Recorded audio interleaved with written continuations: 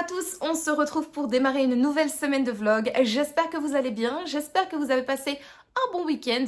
Le mien, oui, il fut bon. C'était le fameux week-end du festival Étrange Grande, donc j'ai passé un excellent week-end, que ce soit en tant que visiteuse sur le salon ou en tant que bénévole, parce que oui, cette année, j'étais également bénévole sur la 4e édition du festival Étrange Grande. Mais si vous voulez en savoir plus sur mon week-end, je vous invite bien évidemment déjà à aller voir le vlog précédent que je vous mettrai dans le petit juste ici, mais également à aller voir la vidéo que j'ai tournée avec Sophie, donc ma copine de book club du compte Instagram Les Épilogues de So, que vous connaissez à bien connaître sur cette chaîne. On vous a fait une petite vidéo récapitulative, donc pour vous donner notre avis sur le salon, mais également pour vous parler plutôt de notre expérience de bénévole, et on vous a également fait un petit book haul parce que bien évidemment, j'ai craqué, et donc nous avons craqué d'ailleurs, Sophie aussi. Comme d'habitude, elle a été plus raisonnable que moi, hein, n'est-ce pas? C'est vraiment le running gag en fait à chaque fois. Sophie, c'est la sagesse incarnée, et moi, je pars totalement en roue libre comme à chaque fois. Mais bref, allez voir cela dans notre vidéo dédiée, donc retour de salon, retour du festival Étrange Grande, et je vous le mettrai dans le petit juste ici également si vous désirez aller la voir.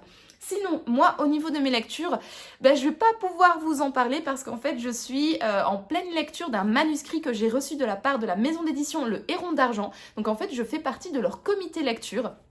Donc en fait, la maison d'édition en fait reçoit des manuscrits, elle fait une première sélection et puis ensuite elle nous soumet ces manuscrits, et nous en tant que lecteurs, on peut choisir le manuscrit que l'on souhaite lire, voilà, en fonction du résumé, des trigger warnings, de la taille, etc.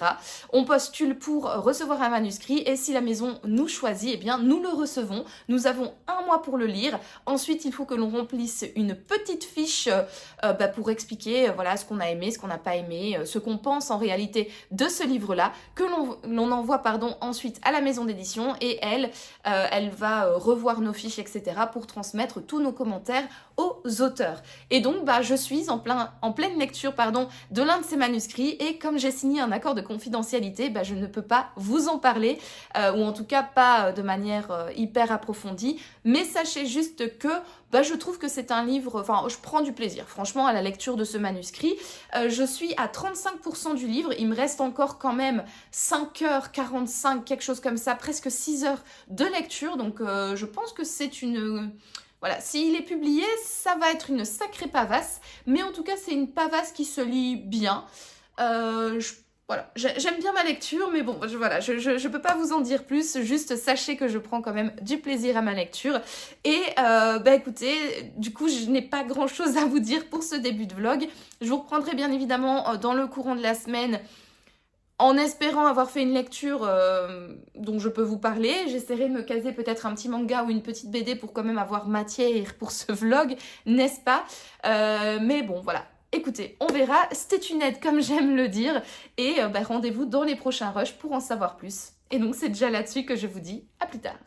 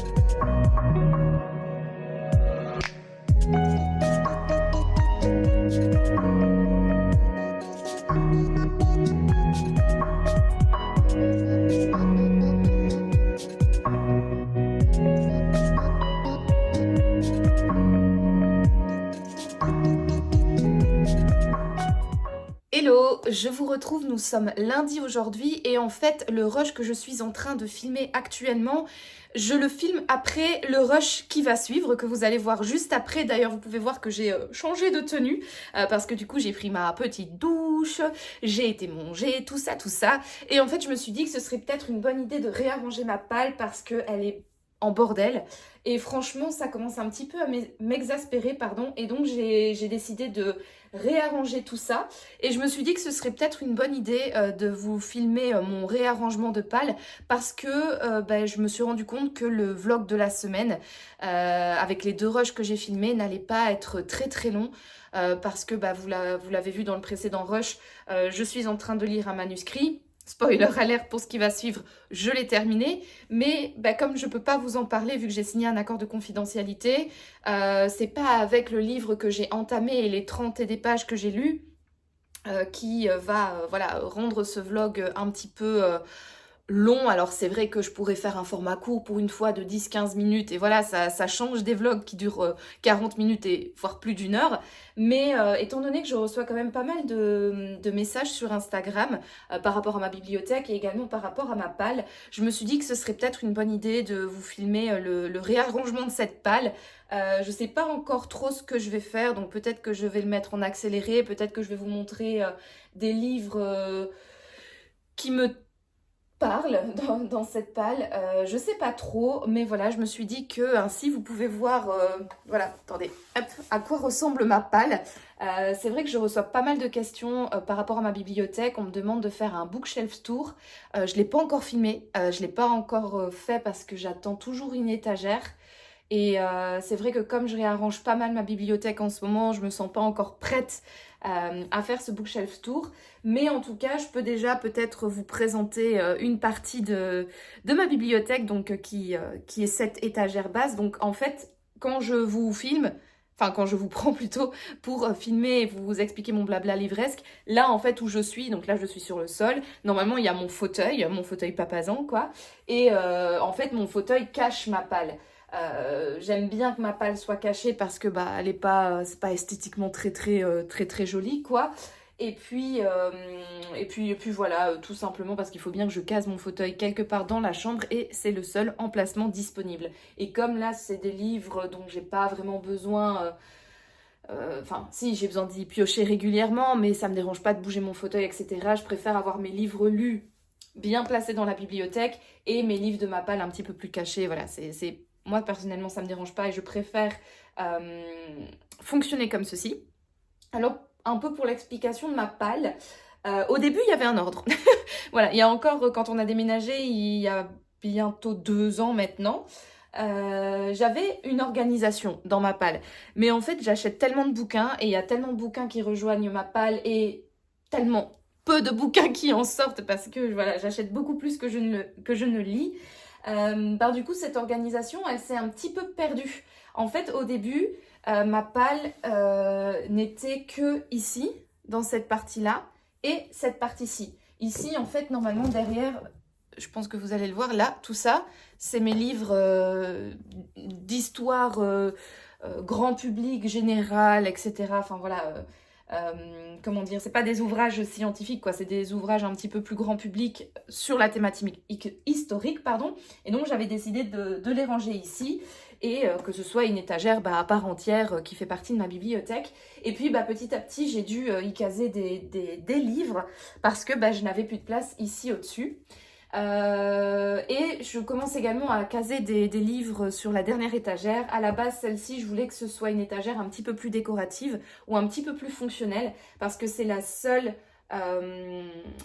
étagère où j'ai un accès en fait quand je suis assise dans mon fauteuil. Et donc c'est pour ça qu'au début j'y avais mis par exemple voilà, cette petite boîte avec crème pour les mains, de quoi allumer ma bougie, des mouchoirs etc. Et je voulais y ajouter quelques petits éléments de décoration. Et puis en fait finalement j'ai décidé également d'utiliser cette étagère pour ma palle parce que j'ai plus de place quoi. Et finalement, il n'y a que cette étagère qui a encore une vraie fonction. En fait, je mets sur cette étagère-là les livres. Hop, attendez. Bon, là, j'ai stocké des bouquins parce que j'avais plus de place et pas le temps de la ranger. Mais les livres qui sont là, voilà, juste ici. Ce sont les livres que j'ai commencé et pas terminés. Donc on a Lucia, oui c'est ça, Lucia de Bernard Minier. On a La Dame au petit chien de Tchekhov. On a Cimetière de Stephen King. Train d'enfer pour Ange Rouge de Franck Tillier. Le Seigneur des Anneaux, les deux tours de Tolkien. Tolkien. Moi je prononce Tolkien, mais j'avoue qu'on me met à chaque fois le doute quant à la prononciation, donc je ne sais pas. Dites-moi dans les commentaires comment vous prononcez pardon, le nom de cet auteur. On a également Notre-Dame de Paris de Victor Hugo et King Kong Theory de Virginie Despentes. Voilà, ce sont tous les livres que j'ai commencé mais que je n'ai pas terminé, donc je les laisse quand même là au cas où si un jour j'ai la motivation de les reprendre. En tout cas, je pense que le Franck Tillier et le Bernard Minier, ils vont bientôt être lus. Et je vais d'ailleurs les recommencer parce que je me souviendrai plus du début de l'histoire. Donc en fait, je pourrais clairement les retirer de cette partie de pales pour les mettre ailleurs. Et sinon, tous les autres livres qui sont présents sur cette étagère, ce sont les livres que j'ai envie de sortir prochainement de ma palle. Ce sont des livres qui me donnent envie. En fait, une fois par mois, je m'installe ici, je défais tout ma palle et je rerange tout ma palle. Et je sors et je mets sur cette première étagère tous les livres qui me donnent envie. Voilà, les livres que j'ai envie de lire, les livres qui correspondent à mon mood. Ou alors tout simplement, je tombe sur une relique de ma palle et je me dis, ah tiens, ce serait peut-être bien de le refaire passer en avant-plan pour potentiellement le sortir de ma palle. Et donc voilà, chaque mois, plus ou moins, cette petite palle change en fait au gré de mes envies, lectures, etc. Voilà, donc du coup il va falloir que je revoie un petit peu les livres que j'ai envie de lire, que je range un petit peu ma palle, parce que j'ai pas mal de livres qui l'ont rejoint récemment. Voilà, j'ai encore des livres qui traînent ici, vous le voyez pas, attendez, je vais vous montrer. Hop, vous voyez, là j'ai encore des livres qui traînent, là j'ai encore des livres qui traînent, voilà, un peu partout. Ça ne ressemble plus à rien, quoi. Donc, j'ai décidé de ranger ça. Bah écoutez, c'est parti. Je vais m'y mettre. Je sais pas ce que je vais faire avec vous. Mais en tout cas, on va voir. Écoutez, je me lance dans du freestyle maintenant. Mais bon, allez, il est temps que je m'attaque à ça.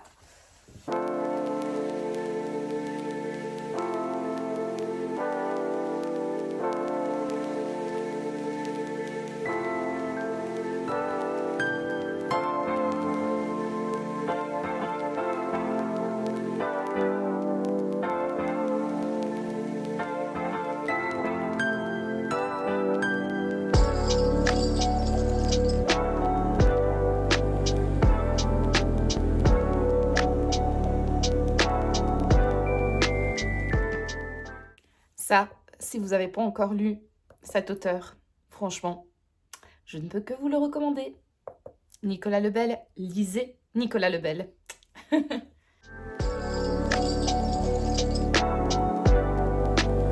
Lisez Nicolas Lebel, je le répéterai jamais assez.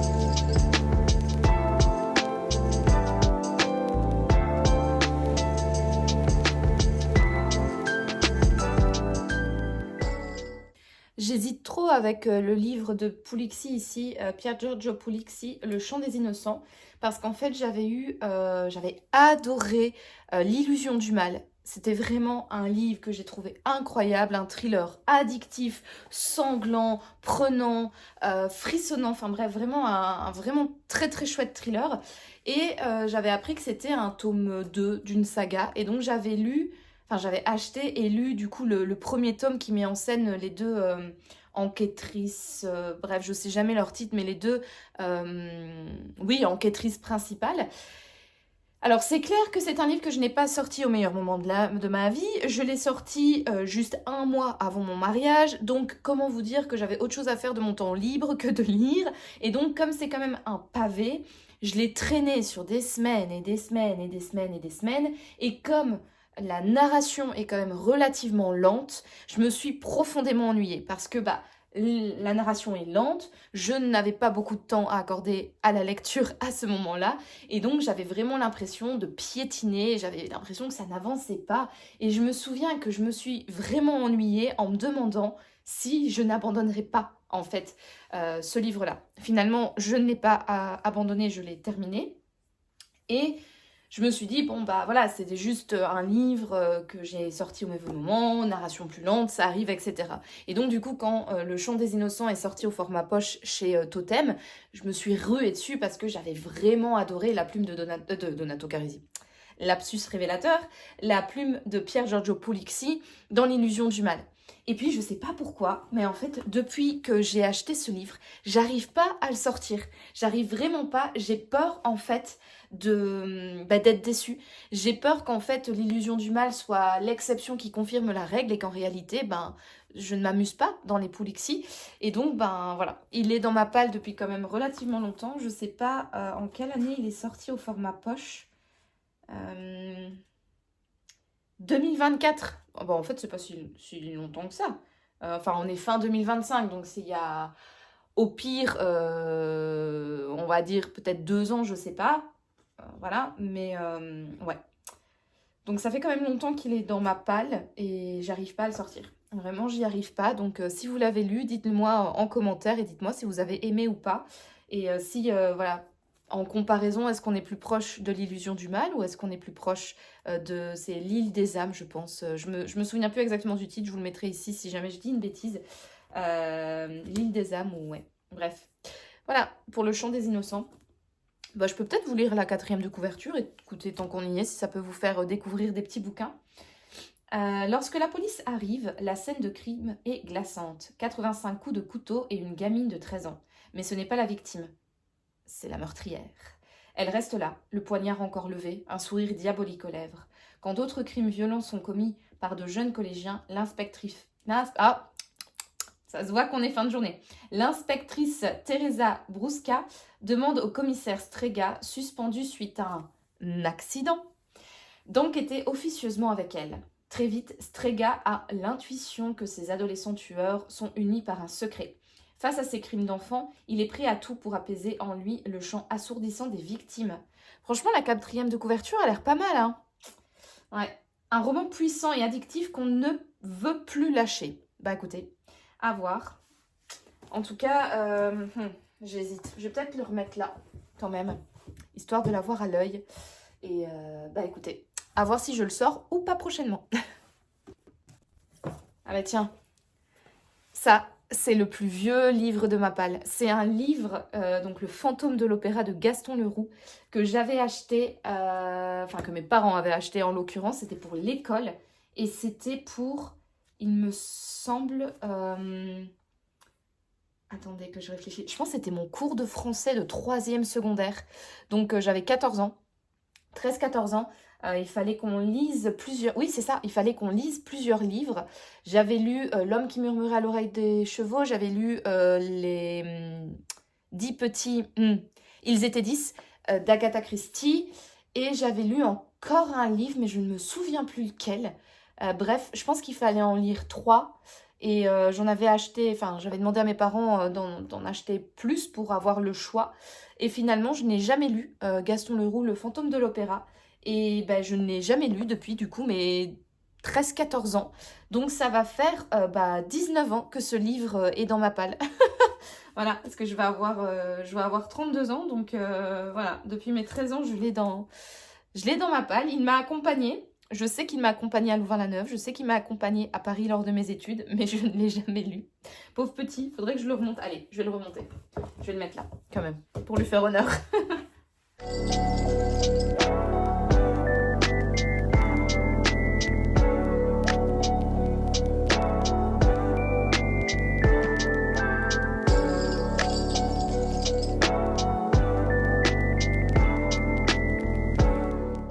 Ça, c'est le genre de livre, je ne me souviens même plus.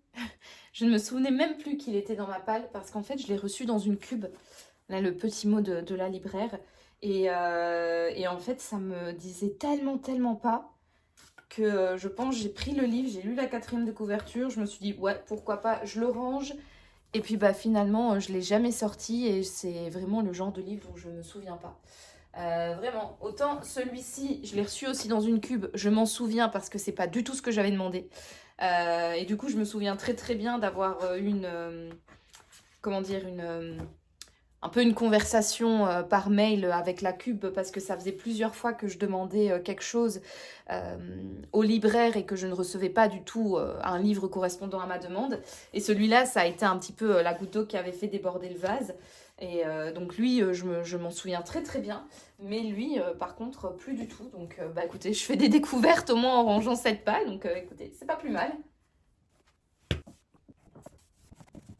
Pareil, livre de la cube dont je ne me souviens pas du tout de l'existence. Elisabeth Heinz, comme ton ombre. Je vais peut-être vous lire les 4e de couverture, tiens, si ça fera durer le vlog un petit peu plus longtemps. Donc c'est un livre de James Delargy, Delargy. Je sais jamais comment on prononce. Guy, c'est avec tous les oh là là, les voyelles, non, oh oui, les voyelles, sauf celles qui composent le mot auto. Donc du coup, James Delagi, je crois. Bon, James, voilà. Sous terre, comme beaucoup, les Maguire rêvent de quitter la ville pour un retour à la nature. Kelaï semble être l'endroit idéal. Abandonné depuis longtemps, l'ancien village minier promet d'être paisible. Mais sous l'écrasante chaleur du désert australien, leur espoir se dissipe. Des lumières la nuit, des grondements lointains, des traces de pneus dans la poussière, autant d'indices prouvant qu'ils ne sont pas seuls. Depuis Noël, voilà 10 jours que personne ne peut les contacter. La famille a disparu.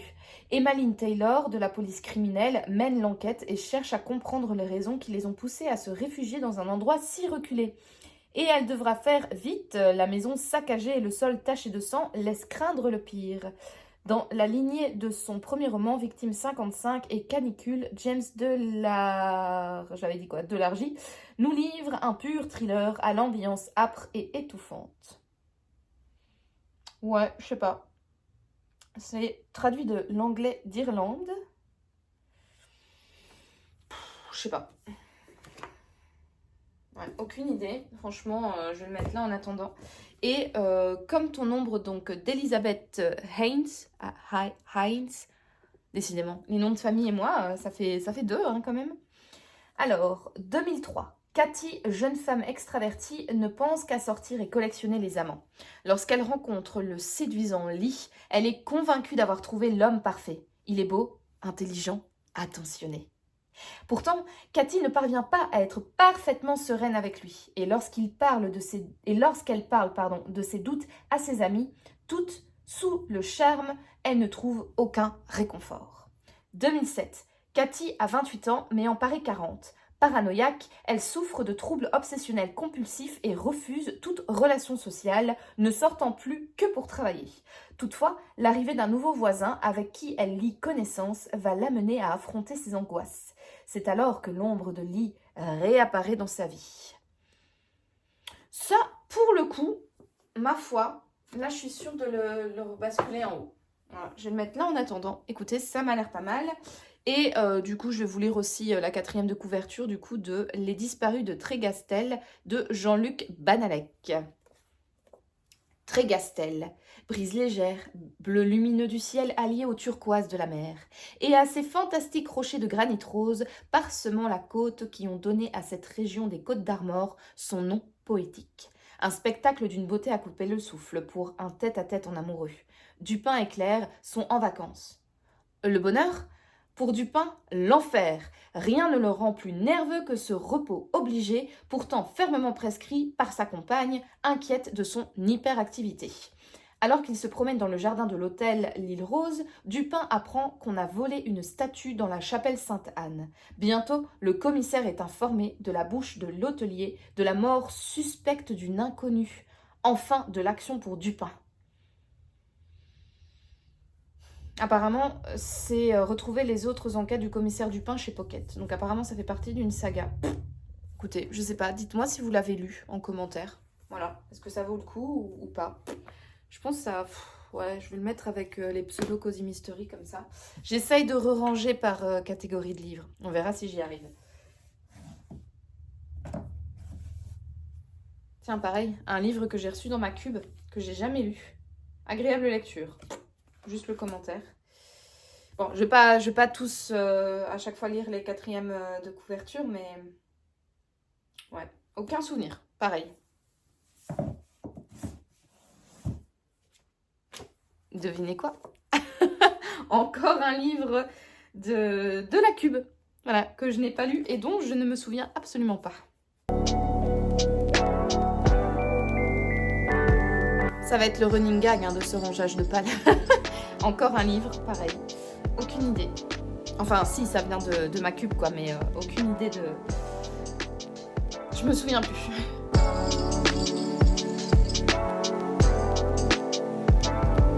Ah, j'ai ma petite lampe qui a rendu l'âme.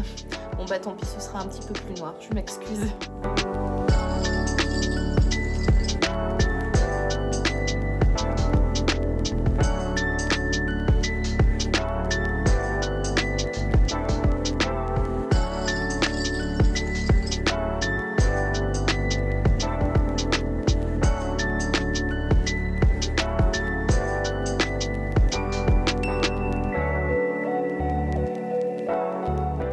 Deux énormes bricasses, des Ken Follett que Stéphanie m'avait donné. Donc les Piliers de la Terre et Un monde sans fin. Honnêtement, je sais pas trop si je vais les lire, en tout cas en physique, enfin en papier, parce que déjà la mise en page, non mais c'est tout petit, tout serré, et puis c'est des bricasses quoi. J'avais déjà lu un Ken Follett, c'était Le secret Modigliani, et j'avais pas du tout accroché à la plume de l'auteur. Pourtant, c'est un policier, ça tourne autour de la thématique de l'histoire de l'art, donc ça devrait me plaire, quoi, parce que le sujet a tout pour me plaire, et le genre littéraire également, et pourtant, j'ai vraiment eu du mal à accrocher, donc je ne sais pas trop... je sais pas trop. Peut-être que je les écouterai sur donc Audible, parce que je me dis que voilà, une bricasse qui fait plus de 1300 pages au format papier, ça doit faire pas mal d'heures d'écoute, et étant donné que j'espère pouvoir reprendre le plus tôt possible le sport et que je vais faire une préparation marathon, je pense que je vais avoir besoin de livres pour m'accompagner. Donc potentiellement, je pourrais lire les Ken Follett. Donc ça me fera 1300 pages plus 1000 pages. Donc 2300 pages, allez, on va dire 2400. C'est pas mal ça en fait des heures de course, franchement. Je pense que ça peut me tenir toute ma préparation marathon, voire beaucoup plus en fait.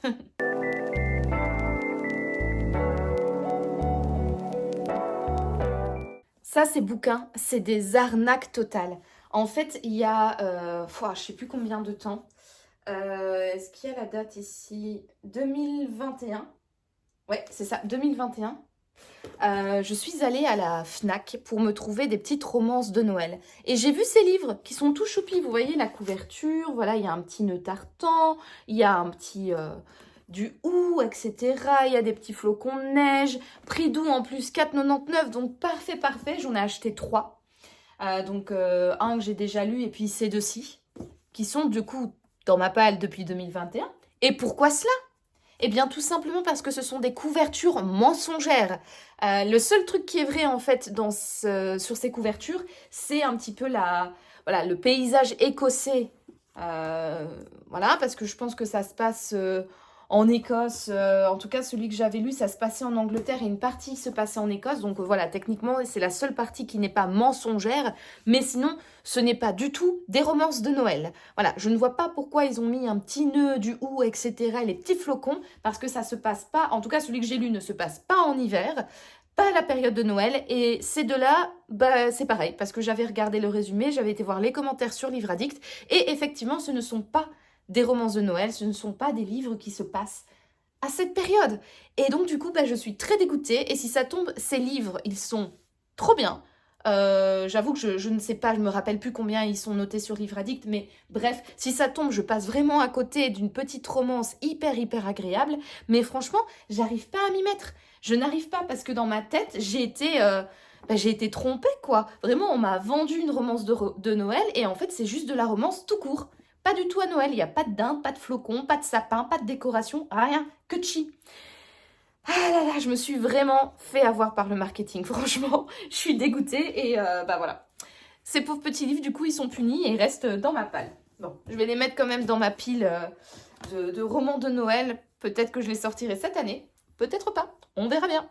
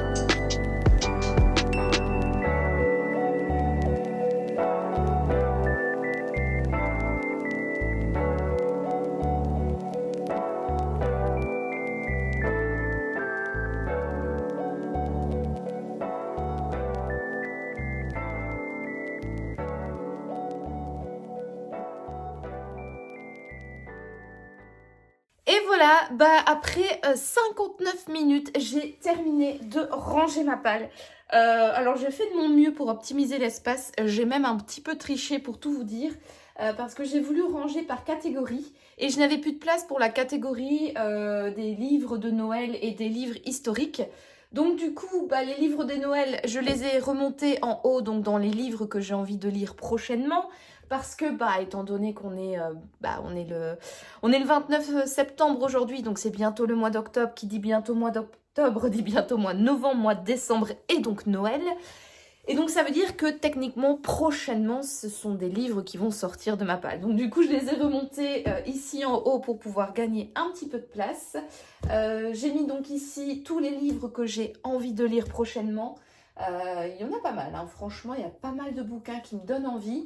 Il y en avait quelques-uns, je savais pas trop, j'hésitais, mais je les ai quand même remontés là pour dire de les avoir devant mes yeux, hein, pour pouvoir savoir ce que j'ai, etc., pour ne plus oublier les bouquins, comme j'ai oublié par exemple les nombreux livres que j'ai reçus dans la box La Cube. Ici à droite, on a toujours donc les livres que j'ai commencé et pas terminés. J'ai enlevé le Bernard Minier et j'ai enlevé le Franck Tillier, que j'ai du coup replacé ici. Voilà, ils sont ici. Voilà, je les ai mis dans tout ce qui est pâle, policier, polar, thriller. Voilà, c'est sur 3 rangées, ça va jusqu'au fond. J'ai voulu tous les regrouper. Ah bah non, celui-là, il n'a pas à être là. Parce que ça, c'est un livre plutôt d'aventure fantastique. C'est pas policier, polar, thriller. Attendez, je change ça. Hop, voilà, je rangerai après. Mais donc voilà, donc ici, en tout cas, là et dans le fond, ce sont donc tout policier, polar, thriller. Ici, enfin là derrière dans le fond, il y a 3 rangées, donc dans la 3e rangée dans le fond, j'ai mis tous les grands formats, plus ou moins genre mélangés, parce qu'il y a de la romance, il y a de majorité policier polar thriller, mais bon voilà, j'ai mis tous les grands formats là dans le fond. Devant les grands formats, juste ici, qu'est-ce que j'ai mis encore? Ah oui, j'ai mis tous les romans un petit peu classiques ou des romans à lire. Donc j'ai mis du Maupassant, j'ai mis du Kafka, j'ai mis du Nabokov dedans. Donc voilà, tous ces un petit peu grands noms de la littérature française, des livres qui sont des classiques ou qui sont en passe de le devenir. Voilà, il n'y avait pas de place pour le Umberto Eco, donc je l'ai mis là. Mais le Umberto Eco, de toute manière, il est à cheval entre deux catégories parce que c'est un roman must to read. C'est un roman un petit peu policier, mais c'est également un roman historique. Et en fait, ici, voilà, au-dessus des romans policiers, polar, thriller et des livres à lire, j'ai mis également les romans historiques, donc les Mireille Calmel, Tracy Chevalier, etc., qui flirtent également pour certains avec le genre policier polar thriller. Donc voilà, c'est pour ça que je les ai regroupés. Et ici devant, sur la première rangée, non pas celui-là, mais ça, j'ai mis tous mes romans japonais. Voilà, toutes catégories confondues. Ici au-dessus, voilà, j'ai mis tous mes petits folios à 2-3 euros. Donc les petits recueils de nouvelles, les petits livres, les classiques, pièces de théâtre, poésie, etc. Donc vraiment tous les petits livres qui peuvent être rapidement lus en une journée. D'ailleurs le George Orwell, je pourrais le mettre là en fait, plutôt. Ouais. Voilà, ici en dessous, c'est un petit peu le foutoir. J'ai mis dans le fond tous les livres de littérature contemporaine, donc style Serena Giuliano, Cynthia Kafka, voilà, tous ces romans contemporains, Julien Rampin que j'ai mis dedans, qui ne sont pas des policiers polar thrillers, qui ne sont pas des romans qui risquent de devenir des classiques, mais voilà, des romans contemporains, des romans qui... voilà, ne font pas partie du genre de la littérature noire. J'ai fait vraiment une catégorie relativement large que j'ai placée du coup dans le fond. Devant, sur donc du coup la deuxième rangée, j'ai d'abord mis les 2 recueils de nouvelles que j'avais et à côté j'ai mis tout ce qui était Cozy Mystery qui me reste encore dans ma palle. Donc j'ai encore par exemple Magritte et Georgette, j'ai encore La Demoiselle et le Mousquetaire, j'ai des Agatha Raisin, Mish Macbeth, tous les MC Beaton, Au service secret de Marie-Antoinette, etc. Les Fesses Martin ici qui débordent un petit peu devant, les Thé meurtriers d'Oxford, enfin bref, ça déborde un petit peu ici devant. Et j'ai mis également à côté tout ce qui était romance. Romance, bon, j'ai mis les McCoy, qui est en fait un roman historique. Je devrais peut-être le changer de place, mais bon, bref. Je l'ai mis à côté des Cozy Mystery et je l'ai mis aussi à côté des livres Regency. Vous voyez un petit peu les livres qui se passent dans le passé, mais qui ont un petit peu une Bridgerton vibe. Donc vous voyez ces romans, histoires d'amour un petit peu à l'eau de rose, aromatisés parfois de petites scènes spicy, mais très légères et toujours respectueux de l'homme et de la femme. Et à côté, j'ai mis les 3 livres de saga familiale que j'ai. Donc j'ai Légende de Mogador, Le Jardin de l'oubli de Clarisse Sabar. Alors ça, je sais pas trop si c'est une saga familiale, mais voilà, c'est un petit peu dans la même vibe. Et à côté, j'ai mis également Anne Jacob, la Villa aux étoffes. Donc j'avoue que mes catégories sont un petit peu brouillons, mais bon, en tout cas, il y a une certaine logique dans ma tête. Donc écoutez, voilà. Au-dessus, j'ai mis les Anne Granger et j'ai encore mis des livres dans le fond, mais je ne sais plus quoi. Ah oui, dans le fond, il y a également tous les livres fantasy fantastique. Donc par exemple les Tolkien, les George R.R. Martin et tous les livres un petit peu flirtant avec la fantasy. Je les ai mis également là dans le fond. Et ensuite ici à côté, j'ai mis donc BD manga. Derrière, j'ai mis des bouquins un petit peu plus histoire de l'art que je dois encore lire. Et là devant, donc j'ai mis les Ken Follett parce que j'arrivais pas à les mettre ailleurs. Et sinon, tous les livres qui sont ici à côté, ce sont des livres qui m'ont été chaudement recommandés par Sophie, ma copine de book club que vous connaissez très très bien sur cette chaîne. Donc les épilogues de Sceaux. On avait fait une vidéo d'ailleurs, je vous la mettrai juste ici si ça vous intéresse. On avait fait une vidéo book club de recommandations, donc on avait chacune pioché dans la palle de l'autre des livres qu'on recommandait à l'autre de lire. Et donc ces livres-là, c'est des livres que Sophie me recommande chaudement, donc je les ai mis là, donc un petit peu séparés des autres, mais pour me souvenir en fait qu'elle me recommande ces livres. Il y a lui, du coup, je peux mettre, allez, en historique peut-être. Ouais, je vais le mettre là. Est-ce que ça passe ou est-ce que ça va être abîmé? Ou alors je le mets là. Allez, hop. Bon, c'est un petit peu brouillon du coup parce qu'on a deux livres style classique qui devraient être derrière et celui-là qui devrait être ici. Mais bon, écoutez, j'optimise l'espace, je prends la place là où je la trouve parce que voilà, je suis quand même assez ric-rac, hein, comme vous pouvez le voir. Elle déborde pas mal ma palle. Et alors j'ai aussi ce recueil de nouvelles, je pense, que Sophie m'avait donné. Je vais le mettre du coup avec mes Agatha Christie parce que mes Agatha Christie ne font pas partie de ma palle. Je les ai directement rangés dans ma bibliothèque. Donc il y a là, en l'occurrence dans cette étagère, des livres que je n'ai pas lus. Mais je préfère personnellement les garder à part. Donc voilà, je vais aller ranger ça. Je vais terminer la petite décoration de mon étagère. Je vais ranger mon ex-libris, mes petites bêtises que je garde à côté pour quand je fais mes petites séances lecture dans mon fauteuil. Je vais réinstaller mon fauteuil, je vais ranger un petit peu tous les déchets que j'ai sortis. Et du coup, je vous laisse avec la moi de tout à l'heure pour la conclusion de ce vlog. Hello! On se retrouve, nous sommes aujourd'hui le lundi 29 septembre et je viens clôturer cette semaine de vlog. Alors finalement, je ne vous aurai pas beaucoup repris dans la semaine. Je vous l'avais annoncé dans le précédent rush, en tout cas le rush de lundi dernier. J'étais en pleine lecture d'un manuscrit pour la maison d'édition Le Héron d'Argent, donc je fais partie de leur comité lecture. Je lisais ce manuscrit et étant donné que j'ai signé un accord de confidentialité, je ne pouvais pas vous faire des updates lecture et je ne peux pas vous parler de ce manuscrit. Je l'ai enfin terminé hier dimanche. J'avoue que la lecture fut un petit peu longue, franchement c'est une belle pavasse, donc là je vais laisser mûrir encore mon avis aujourd'hui et demain je m'attaque à l'écriture de la fiche de la fiche que je dois remplir avec mon avis lecture détaillé, etc. Les choses que j'ai aimées, que je n'ai pas aimées, les voies d'amélioration, les petits points que je leur donne, etc. Donc je vais encore laisser mariner ça un petit peu. Donc voilà. Écoutez, du coup j'ai traîné ce manuscrit toute la semaine et ce week-end, donc j'étais également occupée parce que je suis allée voir une de mes copines qui s'appelle Sophie aussi, mais ce n'est pas pour une fois ma copine de book club, ce n'est pas non plus Sophie ma belle-sœur, c'est Sophie mon amie d'université. Je vous en ai déjà parlé sur cette chaîne parce que c'est également une grande liseuse.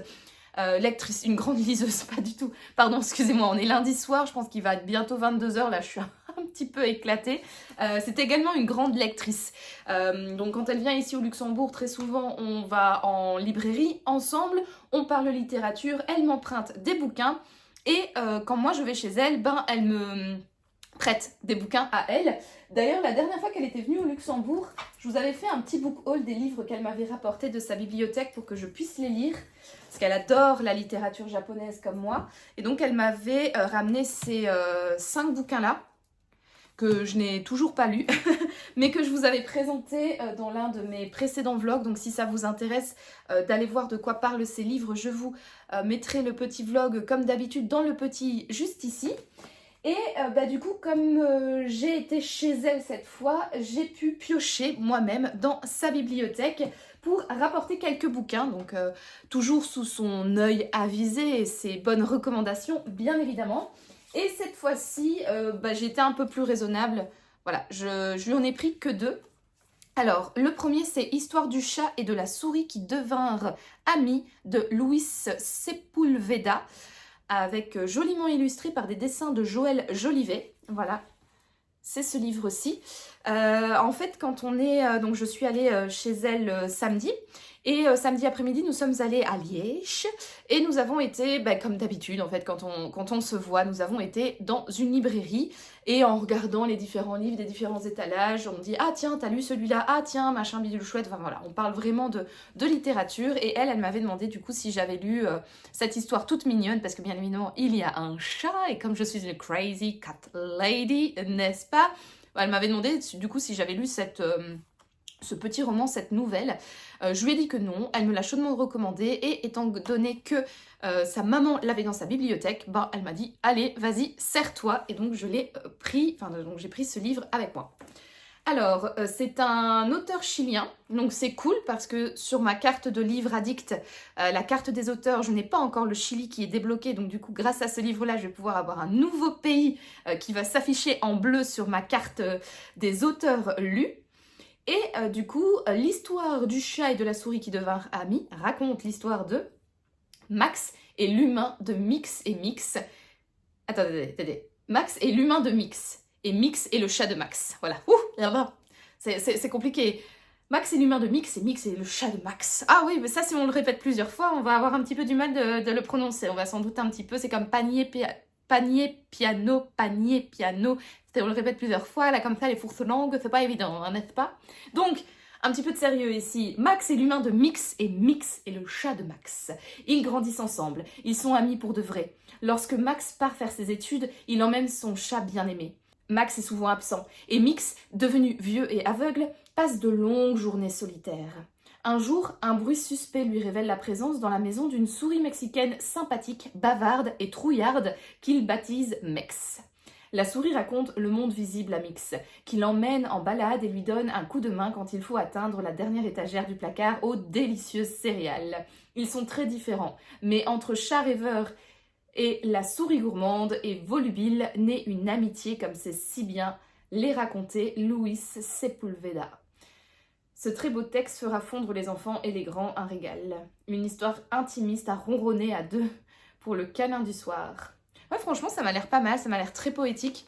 En plus, le récit est illustré, hein, comme je l'ai dit, de sublimes dessins. Et quand je l'ai feuilleté comme ça, quand elle me l'a donné, je me suis dit « Ouh, ça va être assez chouette, ça fait un petit peu livre pour enfants. » Ça... Voilà, donc de quoi découvrir la plume de cet auteur et de débloquer du coup la littérature chilienne dans ma liste, comme je l'ai dit, de pays à conquérir par la littérature. Et alors, deuxième livre que j'ai emprunté, encore un auteur qui va me permettre de débloquer un pays sur la carte des auteurs de livres addicts, parce qu'ici c'est un auteur péruvien, Mario Vargas Llosa, qui a tué Palomino Molero. Et en fait, elle m'a conseillé ce livre parce que... alors, je sais plus si c'est parce que je lui avais parlé du nouveau ou si tout simplement elle me le conseillait, mais en fait, c'est un livre policier. Donc, en fait, il va y avoir, je pense, un meurtre, quelque chose comme ça. Et il va y avoir un policier qui va enquêter, mais on va surtout être plongé au cœur de la civilisation chilienne ou au cœur d'un village. Voilà, je ne sais plus exactement quoi, je vous lirai la quatrième de couverture juste après. Et en fait, ça m'a fortement fait penser au nouveau de Keigo Higashino, qui du coup est une enquête policière. Et plutôt que de suivre là le policier, on va plutôt être plongé au cœur du quartier de Nihonbashi, on va suivre ses commerçants, ses habitants, etc. Et suite donc à notre petite visite, à chaque fois comme ça, des différents habitants, il y a à chaque fois l'inspecteur Kiyoichiro, je pense que c'est ça, qui va venir poser des questions complètement random et à la fin on va découvrir qui est le coupable du meurtre. Donc c'est un petit peu la même manière de faire, sauf qu'ici Sophie m'a dit qu'on est vraiment tout le temps avec le policier. Donc avec le nouveau on est plutôt avec les personnages et le policier vient de temps en temps. Là j'ai l'impression qu'on va être avec le policier qui va aller rendre visite aux gens, donc c'est un peu la méthode inverse, mais in fine c'est un petit peu la même manière de présenter son intrigue, c'est-à-dire que ça va être une intrigue policière mais qui va fortement être plongée dans le social, ou en tout cas la découverte d'une ville, d'un quartier, d'un pays, etc. Voilà un petit peu pour ce dont je me souviens de ce livre, et je vais vous lire la quatrième de couverture. Le corps d'un jeune homme affreusement mutilé, accroché à un arbre, a été découvert par un jeune chevrier. L'enquête conduit le lieutenant Silva et le sergent Lituma dans l'univers préservé d'une base militaire dirigée par le colonel Mindro et dans le labyrinthe de la petite ville de Talara, organisée autour de la gargote de Doña Adriana. D'un côté, le monde secret de l'armée, de l'autre, toute une population haute en couleur, pitoyable, mesquine, truculente. Qui, dans tout cela, a tué Palomino Molero? Au suspense sans faille d'un véritable roman policier, Mario Vargas Llosa greffe une rigoureuse analyse des problèmes sociaux du Pérou et une dénonciation ironique implicite des mécanismes du pouvoir. Voilà, en fait la quatrième de couverture a mieux expliqué ce que j'ai moi-même expliqué avant, donc on va plutôt être plongé du coup ici dans un village. Voilà, donc honnêtement, j'ai envie de m'ouvrir un petit peu plus à différentes autres cultures littéraires. Donc là, j'ai énormément exploré la littérature japonaise, hein, comme vous le savez si vous suivez attentivement ces vlogs. Et c'est vrai que l'Amérique latine, je m'y intéresse pas nécessairement. Pourquoi? Peut-être par méconnaissance, en fait, je sais juste pas quoi lire qui pourrait me plaire. Et donc, du coup, je préfère aller vers des choses un petit peu plus connues. Et là, du coup, la recommandation de ma copine, ça m'a bien fait plaisir parce que, ça va me permettre d'explorer une littérature d'Amérique latine, une littérature péruvienne que je ne connais pas du tout, par le biais d'un roman policier, ou en tout cas ce qui s'approche peut-être le plus possible d'un roman policier, avec du suspense, avec un meurtre, etc., pour pouvoir plonger au cœur d'un récit qui est peut-être beaucoup plus complexe ou beaucoup plus ethnique, sociologique, voilà. Et qui va me permettre ainsi de découvrir une nouvelle plume et un nouveau contexte géographique littéraire. Voilà, donc très hâte de le lire celui-ci. Franchement, je pense pas qu'il va rester très très longtemps dans ma palle. Enfin, je dis ça, mais je pars bientôt en vacances et du coup peut-être que je le lirai seulement en novembre ou décembre, mais en tout cas, je vais pas le laisser plusieurs mois dans ma palle, je pense, parce que je suis vraiment très très curieuse. Voilà donc pour un espèce de mini book haul. Un book haul version prêt de livres parce que voilà, je ne les ai pas achetés, je les ai empruntés à ma copine. Donc j'ai 7 livres à Sophie dans ma palle. Il va falloir quand même que je me résolve. J'espère que c'est la bonne conjugaison à les lire pour quand même lui rendre, quoi, pour ne pas trop les squatter. Voilà donc un petit peu pour les livres que j'ai rapportés de mon séjour dans la région de Liège, dans la région liégeoise. Et sinon, j'ai commencé ce matin dans le bus un nouveau roman. En fait, j'avoue que la lecture de mon manuscrit, étant donné que je l'ai tiré quand même assez longtemps, j'en avais un peu marre à la fin et j'avais besoin d'une bouffée de fraîcheur. J'avais besoin d'un livre qui me fasse du bien, j'avais besoin d'un livre réconfortant, j'avais besoin de quelque chose avec laquelle j'étais sûre à 100% de passer du bon temps, de prendre du plaisir et de m'amuser. Et donc, logiquement, si vous me suivez sur cette chaîne depuis un certain temps, vous savez qu'en ce moment, j'ai une certaine obsession pour un auteur.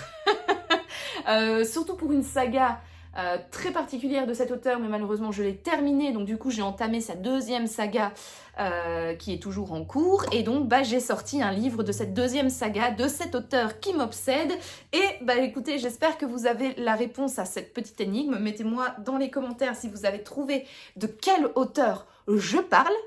Allez-y, je fais une petite pause, allez-y. Allez dans l'espace commentaire, mettez un petit commentaire. Voilà, vous pensez que je parle de tout.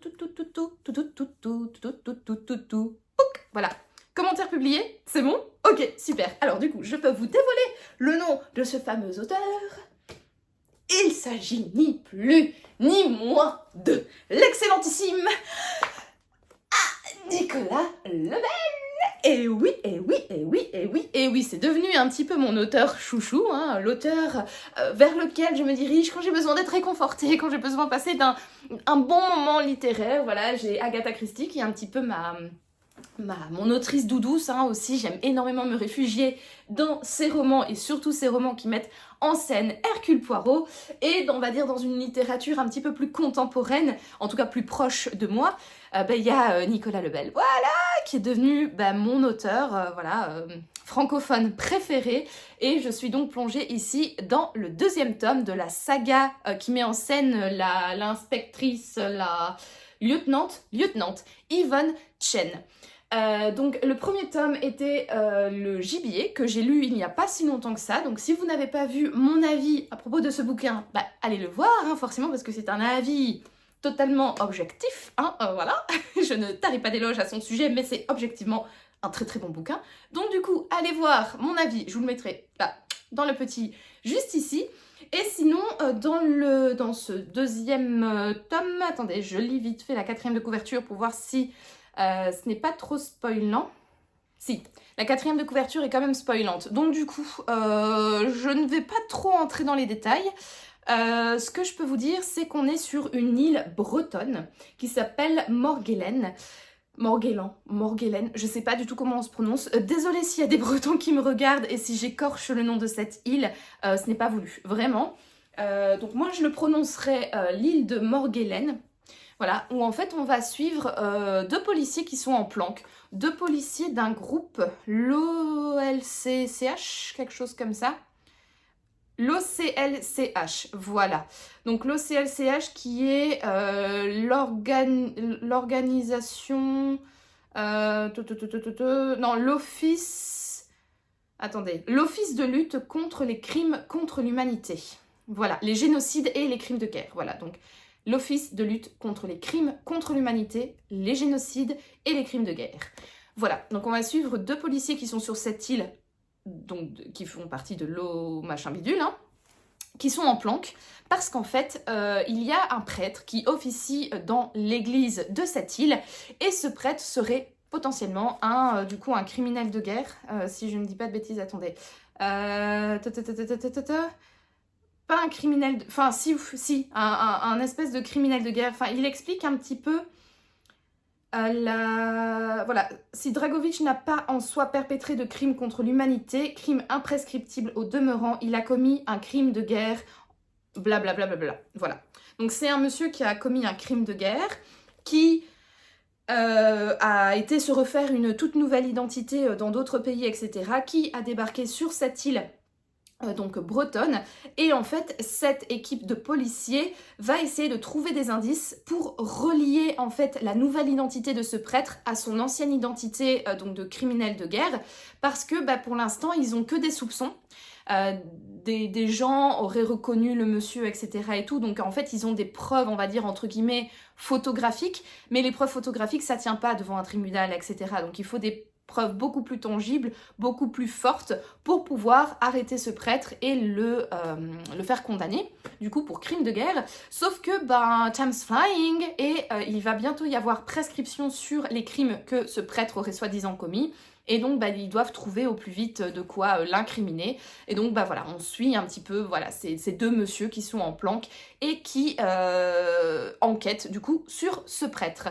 Je ne suis pas pour l'instant... Je l'ai commencé ce matin dans le bus. Hein. Vraiment, je n'ai lu que 28 pages. Donc, j'ai pas des masses avancées. Là, je vois que je suis donc au chapitre 3. On va commencer à parler d'Yvonne Chen, donc le personnage récurrent, qu'on trouve dans les 4 tomes de cette saga, quoi. Ça a l'air d'être la suite, en fait, hein. Peut-être pas direct, mais en tout cas la suite du gibier. La fin du gibier nous avait bien montré qu'il allait avoir une continuité dans le 2e tome. Et là, je suppose qu'elle est toujours en train de faire ce qu'elle était en train de faire dans la fin du gibier. Donc voilà, je vais pas en dire plus. Pour ne pas vous spoiler, mais si vous n'avez pas encore lu Nicolas Lebel, qu'attendez-vous? Je pense que je le répète à chaque fois, mais vraiment, ça devient impératif. S'il vous plaît, si vous n'avez pas lu Nicolas Lebel, faites-moi confiance. Il y a bien un moment dans ces vlogs qui durent depuis presque 2 ans maintenant, donc plus d'1 an, si vous devez faire confiance sur un point, s'il vous plaît, faites-moi au moins confiance sur Nicolas Lebel, je vous en supplie. Si vous n'avez pas encore lu Nicolas Lebel, lisez-le. Désolée, nous avons été interrompus, je n'avais plus d'espace sur mon iPhone, ou alors celui-ci, on avait complètement marre que je loue à chaque fois dans presque tous mes vlogs, que je loue cet auteur, donc Nicolas Lebel, donc je disais, faites-moi confiance, lisez Nicolas Lebel. Moi, je préfère la saga Merlicht, hein, quand même. Bon, après, la saga Yvonne Chen, elle est composée de 4 tomes. J'ai lu le premier et le 4e, et je suis en train de lire le 2e. La saga Merlicht, pardon, est composée de 5 tomes, et j'ai lu tous les 5 tomes. Et personnellement, c'est cette saga-là que je préfère pour l'instant. Et au niveau du personnage principal, je trouve que Merlicht est incroyable. C'est mon personnage de fiction, préféré. Au même titre que Hercule Poirot. Et je trouve que... Enfin, moi, je préfère cette saga, pour l'instant, mais je pense que ça restera comme cela également. Enfin, on verra. Je reviendrai là-dessus. Je referai peut-être une vidéo dédiée à Nicolas Lebel une fois que j'aurai lu tous ses bouquins. Mais pour l'instant, voilà, j'adore la saga Merlicht, mais la saga Yvonne Chen est vraiment différente et elle n'est pas non plus dénuée de quoi, qu'est-ce que je voulais dire, de trucs positifs, quoi. Elle est pas dénuée d'intérêt, plutôt, voilà. Enfin, elle est cool, quoi. Enfin, franchement, j'ai pris énormément de plaisir à lire Le Gibier. Et là, bon, je suis qu'au début, comme je l'ai dit, je n'ai lu que 28 pages, mais je retrouve la belle plume de Nicolas Lebel qui dissémine par-ci par-là des informations de culture générale sur des sujets bien particuliers qui nous apprend des choses en même temps que nous lisons une enquête. Donc moi, j'apprécie énormément cette manière de faire. Et je trouve que c'est agréable, que ce soit ce matin dans le bus ou ce soir, oui, ce soir quand je suis rentrée, le bus était bondé, il y avait pas mal de bruit. Moi, j'ai vraiment du mal en fait à lire quand il y a de la cacophonie, pardon, décidément. Il est temps que j'aille dormir. Quand il y a de la cacophonie comme ça autour de moi, j'ai des difficultés parfois à me concentrer, donc du coup je lis beaucoup. Enfin, je lis très lentement et j'ai parfois du mal à imprégner les choses. Là, honnêtement, la plume est agréable, elle est fluide, elle est incroyable. Et donc, du coup, malgré tout cela, j'arrivais à me plonger à 100% dans ma lecture et à avancer lentement, mais sûrement, et en tout cas à intégrer les éléments de l'enquête, de l'intrigue plutôt, dans ma petite tête. Donc voilà, ça se lit bien, ça se lit facilement, c'est agréable. Bref, lisez Nicolas Lebel. Voilà, je pense que vous l'aurez compris. Et voilà, c'est sur ces louanges que je conclus cette semaine de vlog. Je vous remercie d'avoir regardé cette vidéo. Si vous l'avez aimée, n'hésitez pas à me laisser un petit pouce bleu ainsi qu'un commentaire pour me dire ce que vous en avez pensé. Et n'hésitez pas également à me dire si vous avez lu ces deux livres-là. Voilà, que je vous ai présentés, qui m'ont été prêtés du coup par ma copine. N'hésitez pas à me dire si vous les avez lus, si vous les avez aimés, si vous ne les avez pas aimés, ce que vous en avez pensé. Ou n'hésitez pas également à me dire si je vous ai donné l'envie de lire un de ces livres, notamment celui-là, ou alors tout simplement un livre de Nicolas Lebel. Voilà, n'hésitez pas à me dire ça en commentaire. Si vous avez envie de me soutenir également, et si ce n'est pas encore fait, je vous invite à vous abonner à ma chaîne pour me soutenir, c'est important et c'est toujours chouette d'être de plus en plus nombreux sur cette chaîne et c'est cool de voir que vous êtes maintenant presque 600 à suivre mes aventures toutes les semaines et à écouter mon petit blabla livresse, mes petites bêtises livresques, voilà, de temps en temps, ou mes louanges, ou mes comment on dit ça, mes envolées lyriques de compliments envers un auteur. Donc voilà, donc si ce n'est pas encore fait, n'hésitez pas à rejoindre la team Un Air Littéraire.